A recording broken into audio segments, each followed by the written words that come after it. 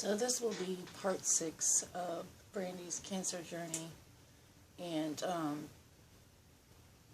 I just wanted to kind of recap. So the last video I started talking about the mold in our house and all the water damage, and how we had to move back into my mom's for a little while.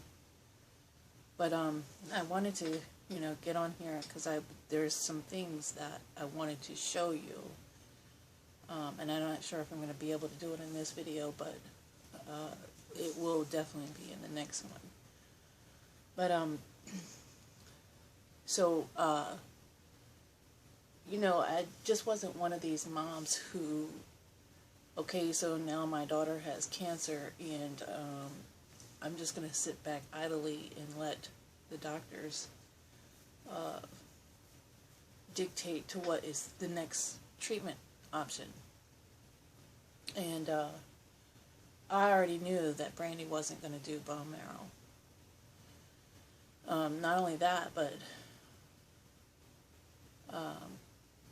it was becoming increasingly difficult, my schedule.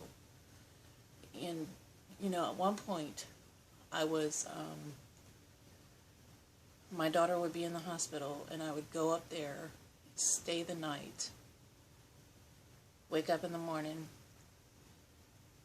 rush home, get the boys, my son and her oldest son, ready for school, and get them on the bus, and either I would go to work or I would go back to the hospital until 3 o'clock. And then I would come back and pick the boys up from the bus, and I'd either go up to the hospital if Brandi was there, or I would take them to the playground or something. And at one point they were in soccer, so sometimes I had to take them up to the hospital for a little bit and then take them to the soccer field. And soccer was from like 6:30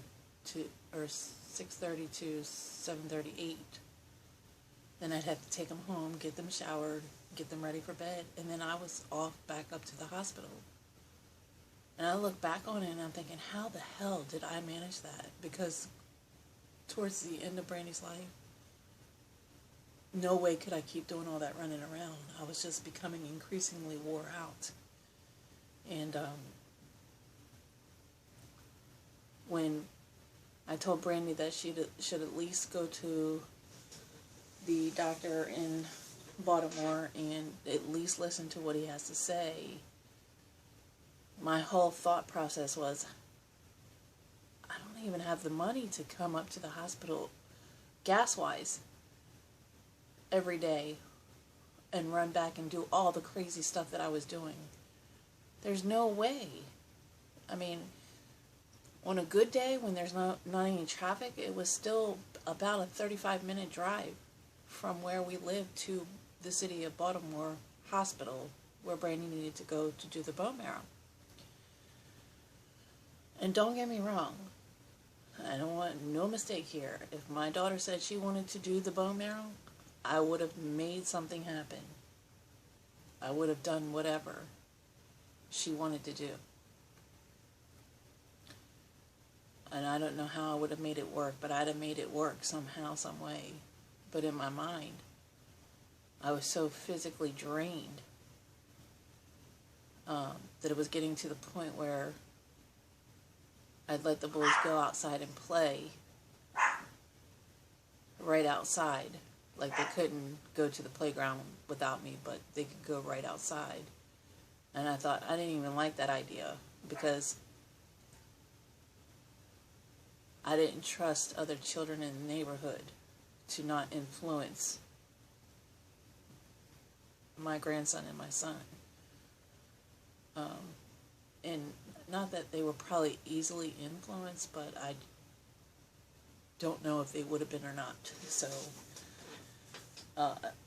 when I was letting them go outside to just play right in our area, I thought, this is not good. But I mean, I was that wore out I was so drained. But anyways, you know, but in the last video I talked about the B17. You know, I ordered it, and I tried it first, and I took it myself, and then I took it, I gave it to Brandi, and, you know, everything that Brandi tried, I tried first. And I wasn't sure that, I looked around on many sites to see which one was a reputable company and had high stats for it being the best quality of B17, and there was no, like,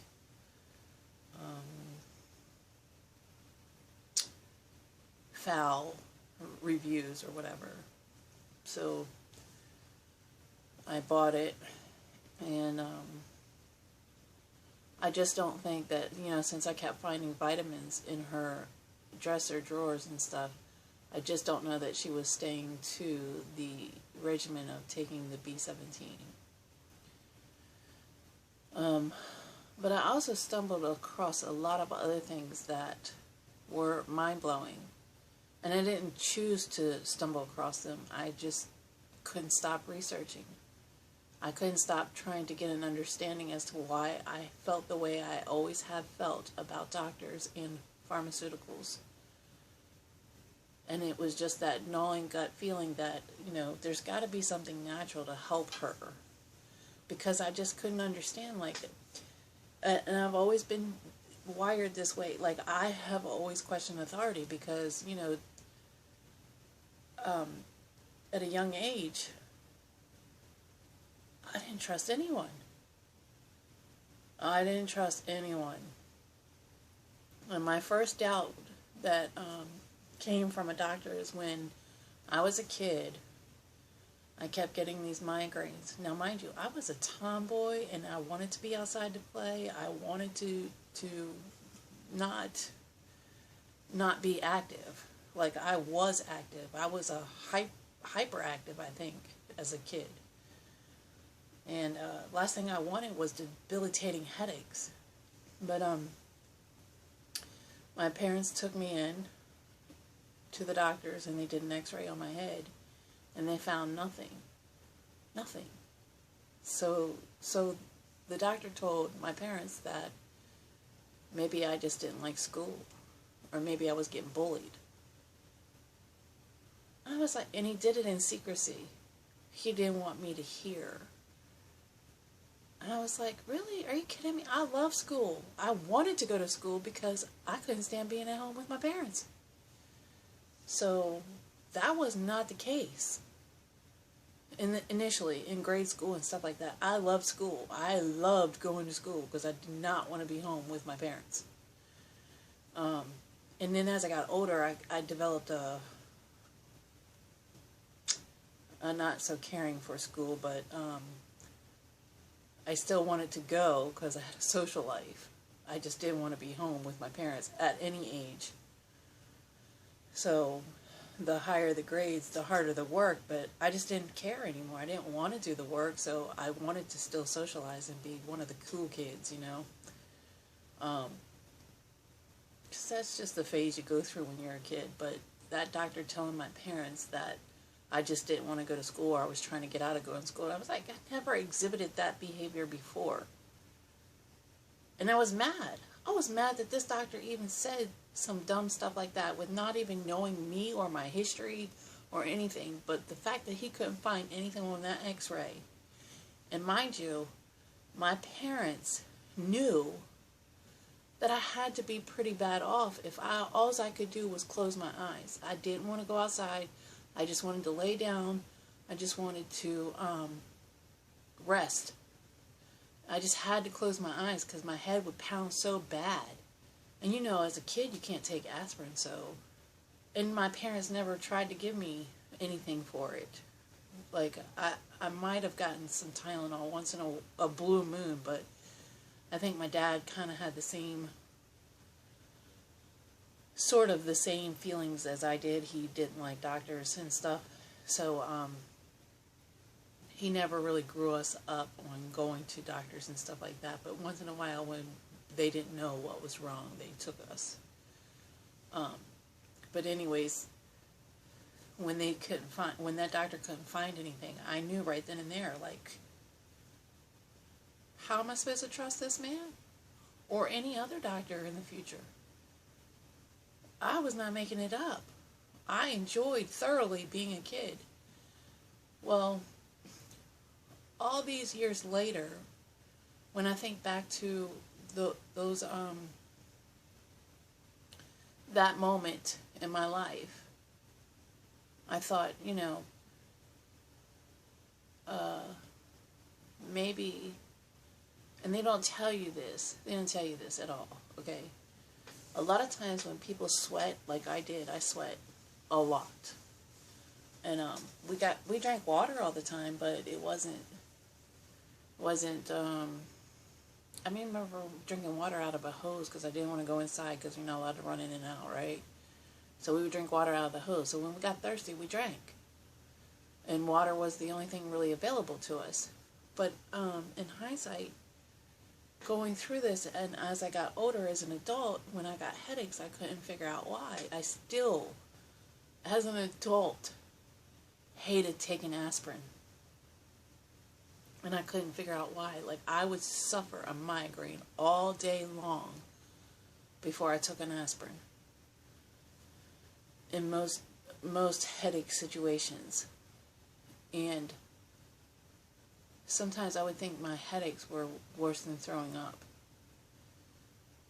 And I still not take anything for it because I'm that stubborn. And I find out that some of the reasons, or what could have been the reason, was, well, yes, I was drinking plenty of water, I wasn't getting the salt mineral that my body needed to stay hydrated. And that's what a lot of people don't realize. When you don't get enough of the salt mineral, drinking water is not enough. You're washing, first of all, you're sweating. And you're sweating out all your minerals. And then you're washing away any minerals left by drinking just plain water. There's no salt in the water. So I said, I have to test this because, wow, this is interesting. So I would get a headache and I said, okay, I'm going to drink this water. And it would be miracles sometimes. Because I'd rather drink the salt water than take the aspirin. I still hated as an adult to take the aspirin. I'd suffer the headache all day long. So I was like, wow, this little freaking bit of salt. And now, mind you, I want y'all to know it's not table salt. It was Celtic, and it has to be Celtic sea salt, which is an actual mineral salt, and it has a dirty white color to it. And it's called Celtic sea salt. And I put a pinch of that in my water every day. For you who drink and you end up with a hangover the next day, this is part of the problem. Because you didn't drink yourself to dehydration and you drank all the salt minerals out of you. So that's why you end up with a hangover the next day. So when I tested this out, I was like, wow. And I couldn't believe that all these years, all them headaches and them debilitating, I have to just go to sleep, I just have to close my eyes, could have been solved if I would have just known about my own health. So, the other thing is that on this whole salt thing, you have people who are athletes, okay? In the perfect health, they're young, they have a whole bright future ahead of them, and then all of a sudden they're out and doing their sport they love, and they just drop dead. And nobody understands. They say, oh, they had a heart attack. That's not why they died. When they just drop dead like that, 9 times out of 10, it's because they had no salt minerals left. They sweated all the mineral out of them and didn't replenish the salt. That's why it's very bad for these doctors to say, stay away from salt. Because they don't tell you, yes, you need salt. All they say is it's bad for you. And doctors don't understand that. You need salt. Salt is what is the key to help keeping you hydrated. And so, like, I don't get headaches that much anymore at all, rarely. Which is weird because all them years, like, I remember in my age 14, I would get those headaches so bad that all I could do was just lay down. Now, well, what, and this is going to be so controversial, okay, but it's the only explanation I have, okay, because, you know, I never believed in vaccines for my kids. Unfortunately, I felt forced to get them, but I never ever felt that my kids needed them. And so, they got them. My mom and I had a dispute about them at one point when I first had my daughter. I was like, you know, I don't really want to get her these vaccines. I don't feel that they're safe. And mind you, I was 16, okay, when I had my daughter. And I'm sitting there thinking, like, and I grew up in an age where internet and computer were not in your household. It wasn't even a thing yet.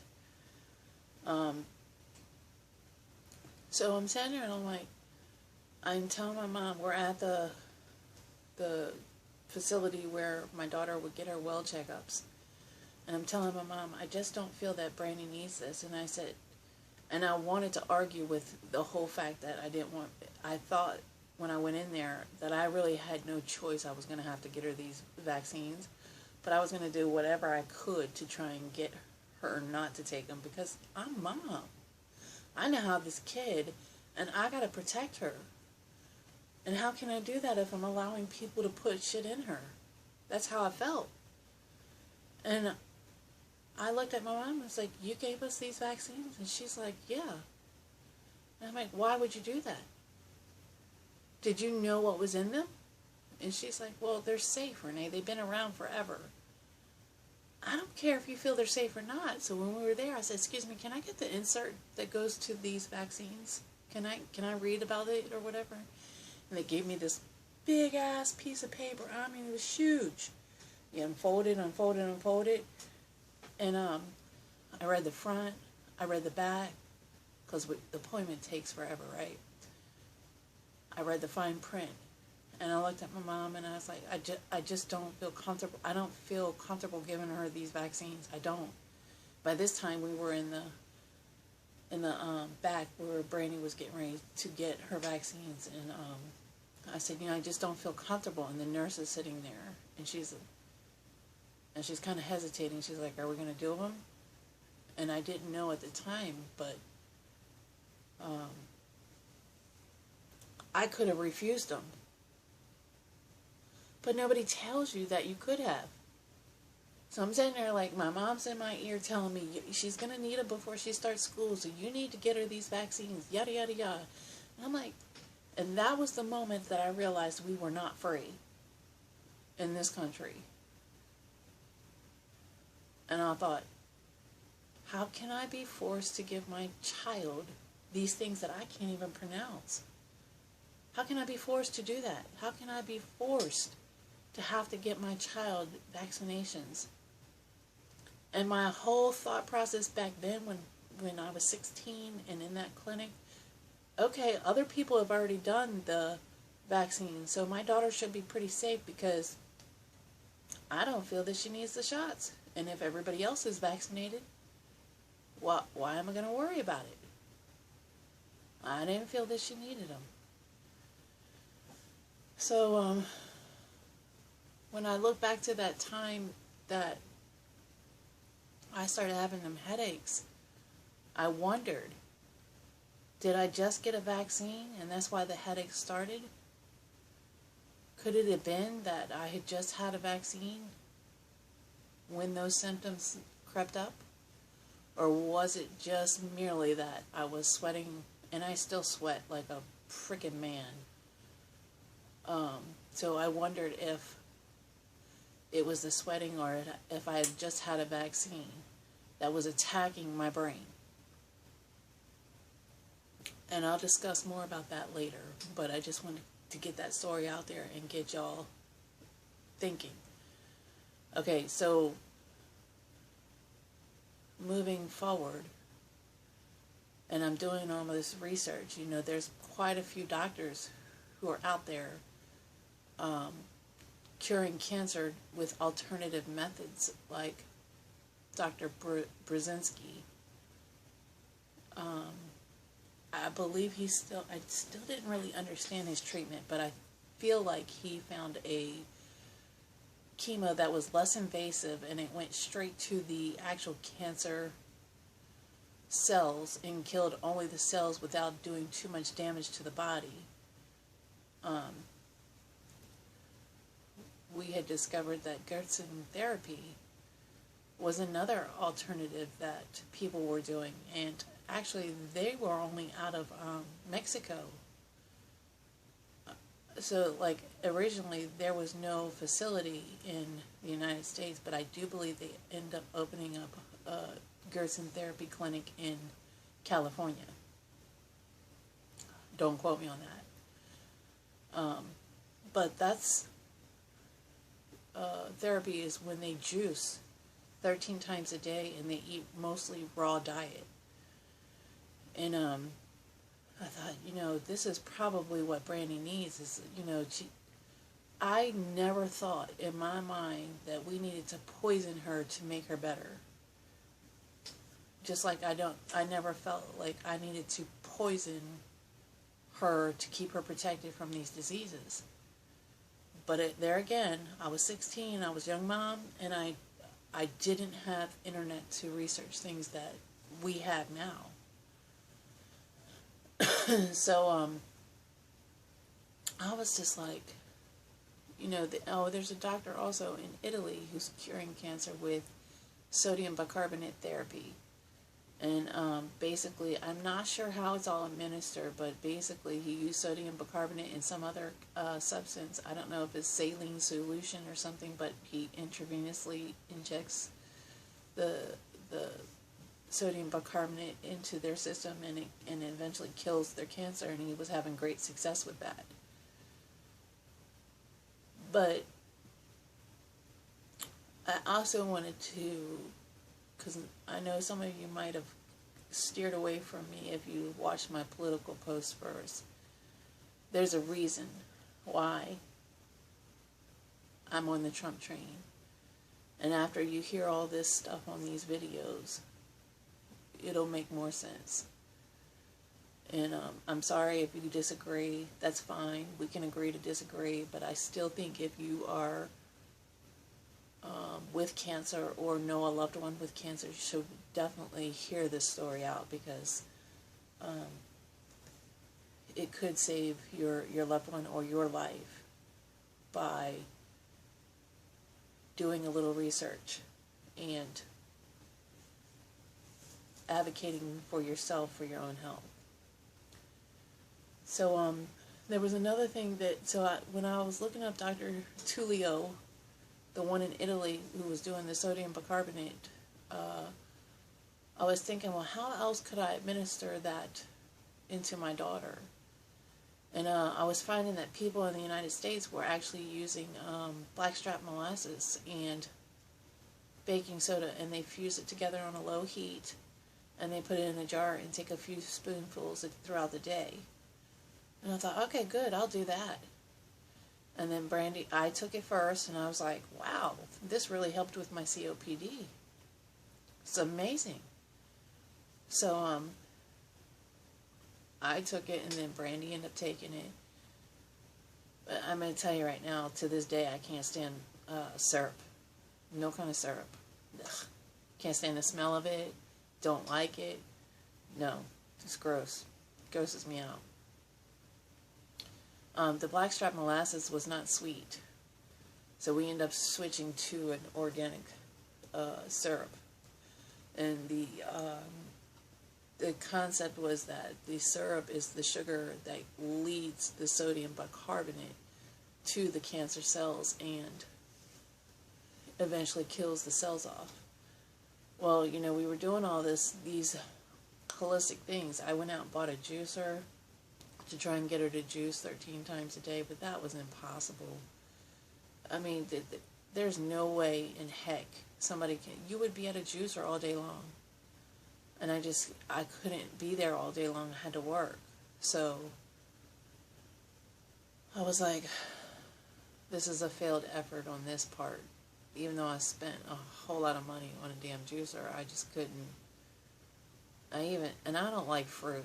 So I even tried my hardest to drink some of those juiced things, and the apple carrots thing wasn't so bad, but you know, I think we use more apple than we're supposed to. I think it's supposed to be a lot more carrots per very little apples. But Erin Brockovich has been talking about it. Actually, I think she went to the clinic, one of the Gerson therapy clinics, to basically detox, and she spent time there. And she has, I believe, she has a video up on her Instagram or Facebook. But she's Erin Elizabeth on there, and Erin Brockovich has been one of my heroes ever since her movie came out. But the fact that she's on this whole vaccine and cancer journey makes me absolutely proud of her, because she won the PG&E thing. So maybe we'll get somewhere with these vaccines. But so I wanted to tell you, you know, I know there's a lot of people like, oh my God, you know, you gotta have vaccines, da da da da. Well, you have to do the research yourself, okay? Because you have to do what you feel is comfortable, okay? I'm not telling anyone not to do what they don't think that's not right in their life. I'm not a doctor. I've not been a doctor. I have studied the health industry, and that's it. I hold no degrees. So I think it basically comes down to you understanding. I did work for a doctor at one point, a general dentist, and I learned some things while I was there, and it's not all bells and whistles. There's a shady part to doctorism. Maybe I'll disclose that at a later time, but anyways,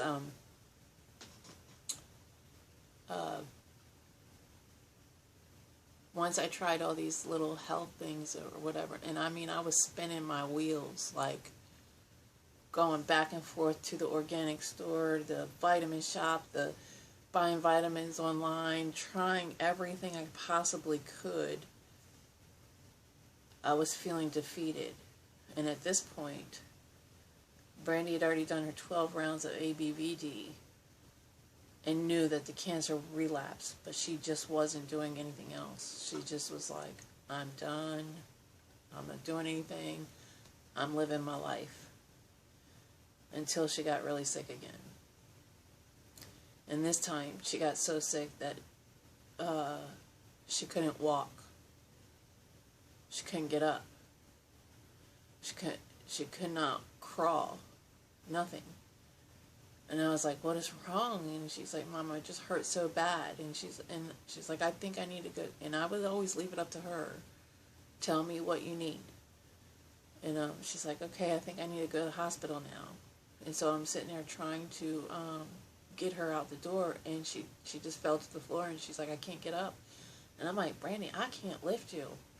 There's no way I can lift you. I just can't. And so I had to call the ambulance people to come and get her. And so we took her back up to the hospital, and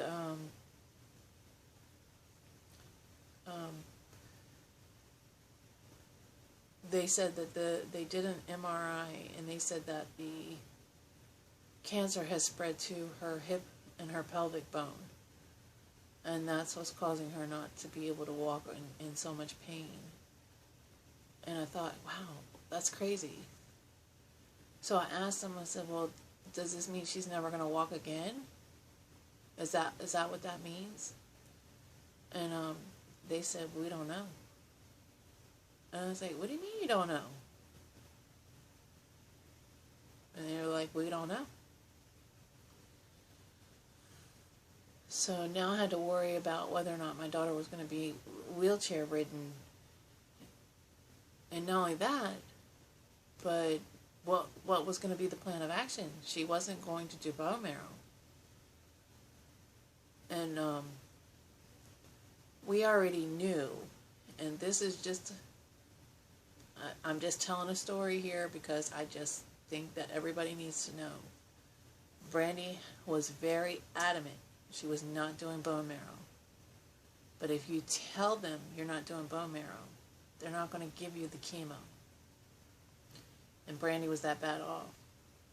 So we had to fake like she was going to go to bone marrow.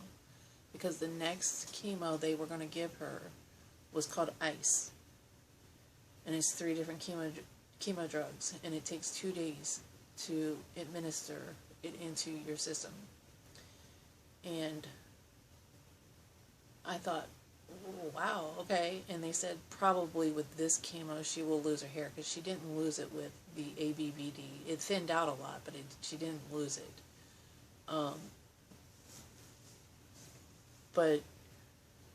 And it actually grew back when she stopped the chemo altogether, and it would grow back in. It was growing back in thick. And so they started her on the ice, and I told Brandi, I said, if you tell them you're not doing bone marrow, they're not going to keep giving you this chemo. And I don't know if you want to keep taking it, but I know you need to do something because you're in bad shape. And she's like, I know, Mom, I know. And so, and we learned that because she had to stay at the hospital one time, and she had to be on the heart monitor, and something happened, and Brandi's like, I can't keep that stupid thing on me. I just can't. It's irritating me. It's making me itch, and she was rashing up from it.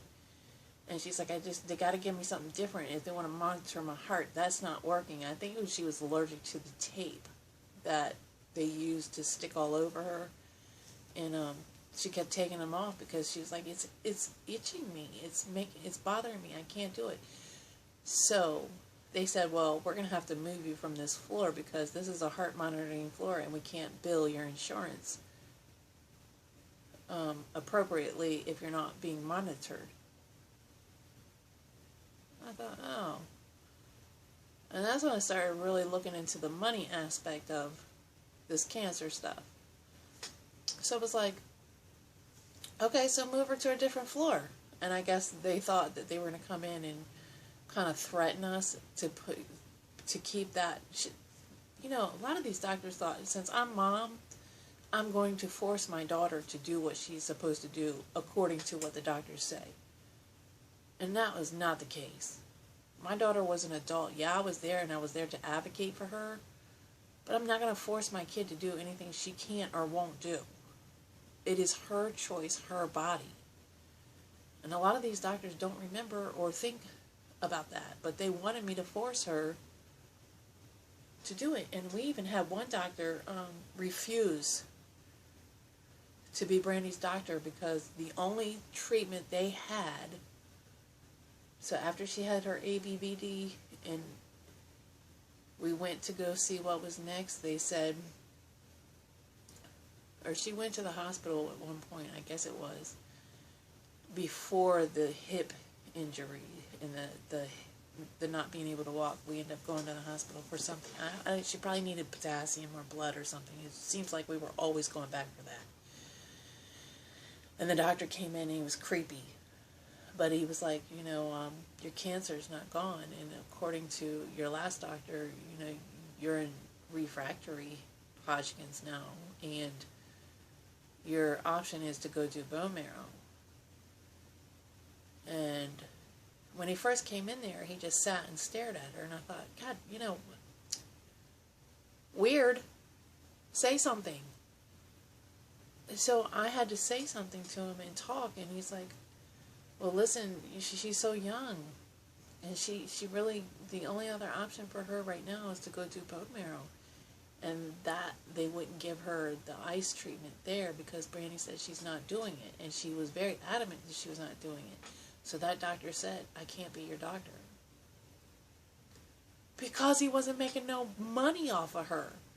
The only other thing on tap was the ice to get her prepped and ready for the bone marrow transplant. And since she said she was doing bone marrow, he said, I can't be your doctor. So now, fast forward when we're back in there and she can't walk and everything, Brandi's at that stage where I have to do something. It's, I can't not walk anymore. And so she's like, and I told her, I said, you have to remember, if you tell them you're not doing bone marrow, they're not going to give you this chemo. She's like, I know, Mom. So they gave her a different oncologist, and I did not like her. She was just rude, abrupt, like obtuse. I mean, she come in and she just say that this is what we're doing. And I thought, God, that's really ignorant. And we only seen her once or twice. I mean, she's very MIA for being her new oncologist. And so, Brandi did the first round of the ice. We went home. And then she was supposed to come back in 2 weeks and be rehospitalized and get the second round. And I think for the ice treatment, you can only get 4 of these, maybe 6. But I think they don't like to do more than 4 because it's a real strong chemo. And they just want you to get the 4 and get into the bone marrow transplant place right away. So the ice ends up killing all the cancer, but it won't stay gone. And I'm assuming, well, I'm not assuming, it grows back pretty fast when you don't stay with the treatment or go do the bone marrow. The ice only works for a very short amount of time. But anyways, we go back 2 weeks later, and she gets her second round of the ice. And she has to be in the hospital, so she has to be admitted because it goes in over 2 days. And now mind you, I'm getting really tired, and I'm like, I gotta go home and take care of these boys, Brandi. I'm not running back and forth today. I just can't. I'm just too tired anymore. And so her dad was coming up, and he was going to relieve me so I can go home and do what I had to do. And I went home and I took care of the boys and did whatever I had to do, and then showered, and I came back up, so I could stay the night at the hospital. That's what I normally did. It was my second home. And he's like, something's not right. And I was like, what you mean? He's like, I joke with her all the time, give her a hard time, but today she was just like staring at me, and he said the last thing she said to me was, I love you, Dad. And that's not their normal banter. They joke back and forth, and she just said, I love you, Dad. And that was the last thing that she said. She went into like a coma. And I'm freaking out. And I'm like, so when I came up there and he told me that she went into like a trance or something, he's like, I can't explain it. She just would stare at me and very rarely would say stuff, but he said she did say, I love you, Dad. And he was like, I'm leaving, I gotta go. And so Brandi seemed like she was out of it, so I was like, okay, I'm gonna go sit over here on the couch and just chill and try not to bother her and keep doing some research. The couch was kind of separate because it was a couch, and then the bathroom, and then the room, the bed where she was laying. So it was kind of in a separate area, but it was still all in one room. So I would lay on the couch and do the research, but every noise I heard, I kept getting up because I thought I wanted her to know that I was there. And I said, hey, baby, what are you doing? And she'd be sitting straight up and just staring straight ahead. And she wouldn't say nothing. And I said, Brandi, are you okay, buddy? Baby, are you okay? And she's like looking at me, mean mugging me, but not saying a word. and then she would lay back. And I thought, man, something isn't right. So I said, baby, I'm going to put these rails up because I worried that maybe this medicine is going to make her fall out. I don't know. I just couldn't figure it out. So this spiked red alert in me, and I could not get no sleep. I went back to the couch for a little bit longer, and I thought, well, maybe it was just a fluke, and it wasn't, because like an hour or so later, she did the same thing. She sat straight up and just kept staring in a dead stare, and wouldn't talk. And then she lay back down. So I said, I got to go over here and be on this side with her, because there's no way that in case she wakes up, and she's got to know that I'm here. So I'm just going to go over here. And every time she did that, I would say, hey, are you okay? Baby, do you need anything? No response. And so I called the nurse, and I said, look, she's not acting right. Something's not right. I need to know what it is that, something's not right. And she's like, yeah, I kind of got that earlier when her dad was here. He said he didn't feel that something was right with her either. And I'm like, yeah, but I'm telling you something's not right. And she's like, well, I'm going to contact her doctor, and I'll let you know. And so all night, nothing from the doctor. Heard nothing. Next day, still nothing from the doctor. All day, I heard nothing from that doctor. Now, a different doctor came in and looked at her, and he said, yeah, there's nothing wrong with her. She's, doing what she's supposed to be doing. She's getting her medication. She's quiet. She's peaceful. So I wouldn't worry about it. What you mean, don't worry about it? And Brandi would still not talk to me. Nothing. And she would wake up and she'd do a dead stare. She'd sit straight up, do a dead stare, and then lay back down. She slept most of the time. So I'm just like, y'all did something to my kid, and I'm frustrated. I need to know what's wrong with her. Finally, at like 9:30 at night, her oncologist calls and says, mind you, after I threatened all the other people in the hospital, went down to the administration office, threatening to take my daughter out of there,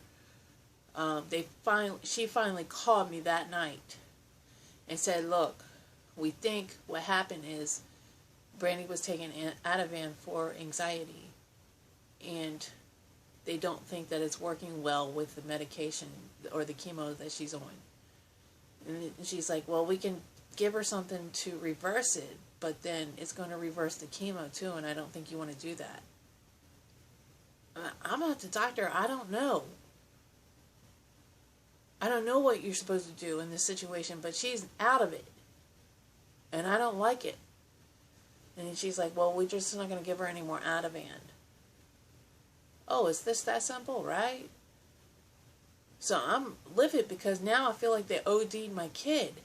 And what it was is that the last bag of chemo that Brandi was getting, which is the longest bag, I think it took like a freaking 6 hours to get that bag. And it was a long bag. And it was a lot of solution in it. And they said it has psychotropic properties in it. So you mix that and the Ativan together, they feel that that was the reason why she went into this coma-like state. And I'm like, I don't like what this doctor said, and I don't think that, since she's not coming up here and she's not telling me whether or not that we should reverse this and all that stuff, I don't know what to do. I'm not a doctor. I didn't study all this stuff. My thought was, yes, reverse it. Get her out of this trance. But I also knew that Brandi couldn't really withstand much more chemo. I felt like she was so frail. So the head doctor came in the next day because I was like, I'm livid, I'm irritable, I want to take my kid out. I haven't had sleep for 48 hours. I hadn't slept in 48 hours because I don't know what they did to my kid. And I'm telling you, this hospital is so incompetent. I never liked the hospital. And I'm going to have to end the video there, but I will tell you more about it in the next video, because I didn't end up taking her out. And she did come back on the third day. She came back and she just started crying. And I started crying. And I'm like, and she yelled out, "Mom, Mom." But she was like frozen. Like she couldn't move her limbs and shit. It was crazy mess. She was like, "What happened? What happened?" I had to explain to her that she was out for three days. And she's like, "Well, what day is it? And I was gone, and what did I miss?" And da-da-da. And it was just, I was so glad she came back to me. I didn't even know what was going to happen. And they weren't telling me nothing. And I told her, I said, I couldn't leave your side after all this. Meanwhile, I had to keep leaving the boys at home, and I didn't like that idea either, because I did my best to keep the boys with me as much as possible so that my mom didn't have to do a lot. But I was wearing thin, so I had no choice but to leave the boys with my mom, which is a difficult situation. But more on that later. So, again, if you like listening to this story, please stay tuned. Like, subscribe, share, whatever you got to do. This could help somebody in need. Thank you so much for watching.